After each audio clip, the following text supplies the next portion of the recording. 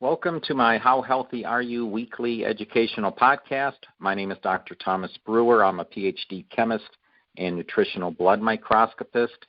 Today is January 3rd, 2022, and this is podcast number 112. This podcast is going to be on cold showers, otherwise known as cryotherapy. This concept also works for baths, and sometimes people will notice there's a cold plunge at their spa, and they wonder what that's for. So this is something you can do gradually or plunge right in. I recommend gradually getting used to cold showers, and what I'm going to talk about are 8 health benefits. Some of these will surprise you, I'm sure.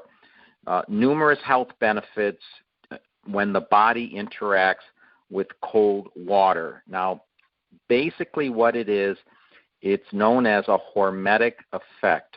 This means the body is forced to adapt to a stress. So similar hormetic effects would be exercising to failure, etc., fasting, when you're depriving your body of food for a certain number of hours, in this case also being subjected to cold, which is what I'm going to be talking about. Even infrared saunas are an example of a hormetic effect where the body has to adapt to stress and it responds in a beneficial way. Now, if you look at the science behind being in something cold, this is more physics than chemistry. It's all about heat transfer. So there's a coefficient of heat transfer for water, and there's one for air. Well, the one for water is much higher, which means if something's in contact with water, the heat's going to flow from whatever's warm to whatever's cold very quickly. Now, if you're out in the air and your body feels the cold air, that is nothing compared to being in the same temperature water. So as an example, today I was outside. It was 50 degrees out and I wanted to get sunshine. I exposed a lot of my skin, and it was 50 degrees out, but it wasn't that bad. I could not have done that in 50-degree water. So water transfers heat, meaning it'll grab heat from whatever's in it very quickly, and we're going to use this to our advantage. Now, the first benefit is being in cold water will enhance your immune system. The way this works is when we respond to cold, we make more white blood cells. So those are the things I see during a blood microscopy. Specifically, it's the monocytes. Those are the ones with the real large nucleus.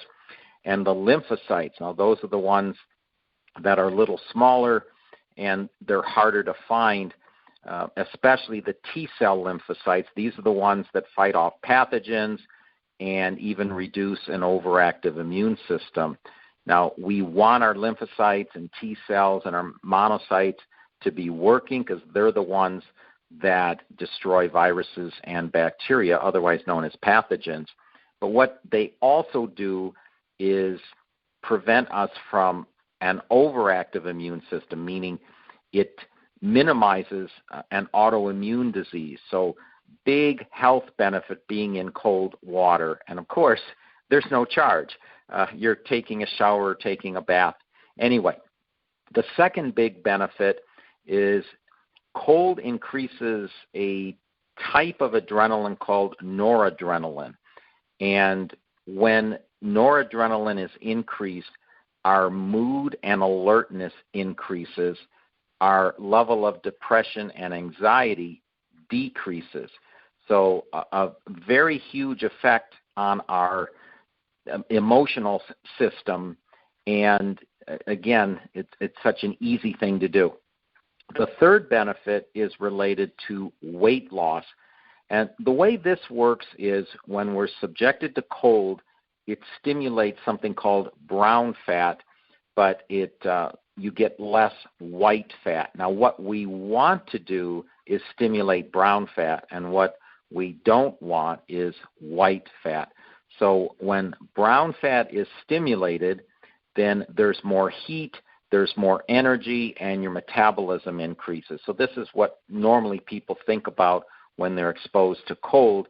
They would think they need to burn fat. That is true, and you're reacting to the stimulus by increasing the heat and energy in your body and raising your metabolism. So again, we want more brown fat. Now, the other benefit of more brown fat is it increases our insulin sensitivity. So let me be clear here. We want insulin sensitivity. This is very good for diabetics. This is the opposite of being insulin resistant. We don't want to be insulin resistant, because if we're resistant to insulin, then we need more of it to do the same job. If we're sensitive to insulin, in this case insulin sensitivity, it doesn't take much insulin to do the job, and insulin takes glucose and transfers it across a cell membrane so we get to utilize the energy. That's exactly what we want to do with glucose. So it makes our insulin system more efficient, and that's another benefit. Eventually, that'll also lead to weight loss. Fourth benefit is being subjected to cold is very anti-inflammatory, goes back to the concept of developing an autoimmune disease. It will minimize that. So I talked about that when I was talking about the immune system and the white cells. It's also very good for arthritis, and I bet a lot of you out there with arthritis did not know this, and you would think just the opposite, but actually it is good for arthritis. Remember, you're going to be spending a small amount of time in this cold water, and I'll get to that very shortly. The fifth benefit is it protects our brain neurons, so it stimulates neuron growth. Always a good thing anytime we can help our brains.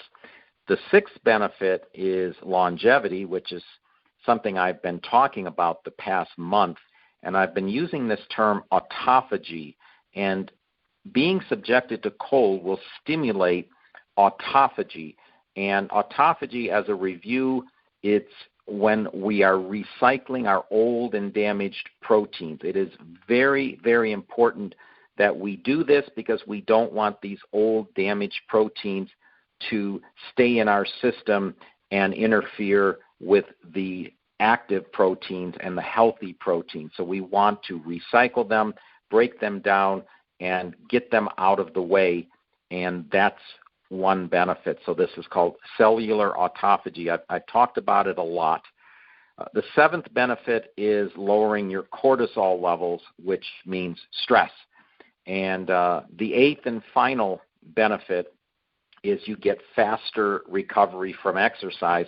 Now, that's why you often see these cold plunges in spas and near gyms, is people will go into, say, a whirlpool or something hot and then plunge into the cold, and that stimulates recovery. It's in almost every athletic locker room. All the NFL players and the UFC fighters all use the CryoTherapy or a cold plunge. Now, here's how you do it. This is the process. So if you're doing a shower, you'd start your shower with your standard warm or hot water, and then you turn the water very cold for about 5 to 10 seconds. It's best for it to start at your forehead and drip down. So that's for your pineal gland. Then you go back to warm water or just finish your shower with that 5 to second plunge, essentially, of cold water. Now, the next day you'll want to increase your time gradually, and it would be nice if you could get up to a minute or more. This sounds very difficult, but it isn't. It's just try it the first time, do it just a few seconds. You'll notice the next day you'll be able to go a little longer, and you'll keep getting more benefits. So the feedback system in our bodies is when we're exposed to this cold water, even for a short time, it increases our internal circulation. which means our bodies actually warm from the cold water. We will actually feel warm when we turn that cold water off. Now, this is very counterintuitive, just like when I was talking about the arthritis benefits. Let me give you a little personal experience. When I do this, and I do it very often, I'm no longer cold in the shower. So when I get out, even though I've just exposed myself to very cold water, I'm actually warm. I'm not shivering when I get out of the shower, and that's the reason. It increases internal circulation. Now, a hot shower does the opposite. So our feedback system allows our body core to cool down. So a hot shower, in order to keep the body balanced from the high temperature at the skin, it has to cool the body core temperature. And this is why when you get out of a hot shower, you'll be cold. You have to dry off quickly. And the reason is the body core is the opposite of the temperature on the skin.